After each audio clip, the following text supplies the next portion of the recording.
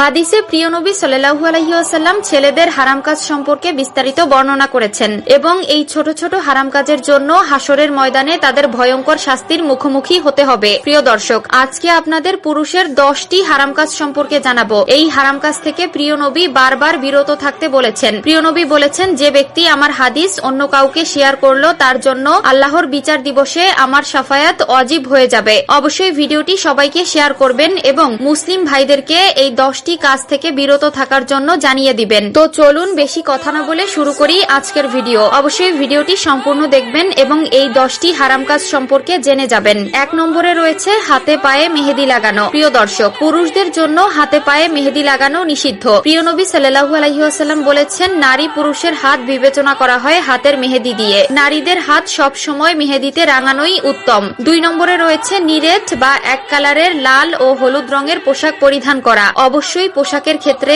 এই বিষয়ে সতর্ক থাকবেন। 3 নম্বরে রয়েছে ফ্যাশনের জন্য নাক কান ফোরানো। আজকাল অনেক ছেলেদেরকে দেখা যায় নাক কান ফোরানোর মাধ্যমে নিজেকে স্মার্ট দাবি করে, যা ইসলামে একদম নিষিদ্ধ ও পুরুষদের জন্য হারাম কাজ। অবশ্যই এ বিষয়ে সতর্ক থাকবেন। 4 নম্বরে রয়েছে প্রাপ্ত বয়স্কদের হাফ প্যান্ট পরা। হাফ প্যান্ট বলতে হাঁটুর উপরের কাপড়কে বোঝানো হয়েছে। 5 নম্বরে রয়েছে চুল দাড়িতে কালো রং করা। প্রিয় দর্শক, আজকাল অনেক পুরুষদেরকে দেখা যায় চুলে দাড়িতে কালার করতে, যা ইসলামে একদম নিষিদ্ধ ও হারাম কাজ। বয়সের সাথে সাথে চুল দাড়ি সাদা হয়ে যাবে, এটাই প্রকৃতির নিয়ম। কিন্তু প্রকৃতির এই নিয়মকে তুচ্ছ করে নিজেকে অন্য রূপে বানানো ইসলামে জায়েজ নয়। অবশ্যই এ বিষয়ে সতর্ক থাকবেন। 6 নম্বরে রয়েছে স্বর্ণ ব্যবহার করা। পুরুষদের জন্য স্বর্ণ ব্যবহার করা জায়েজ নয়। অবশ্যই এ বিষয়ে সতর্ক থাকবেন এবং এই হারাম কাজ থেকে নিজেকে বিরত রাখবেন। 7 নম্বরে রয়েছে টাকনুর নিচে প্যান্ট পরা অথবা জুব্বা পরিধান করা। 8 নম্বরে রয়েছে সিল্কের কাপড় পরিধান করা। প্রিয় দর্শক, আরো একবার বলেছিলাম, পোশাকের ক্ষেত্রে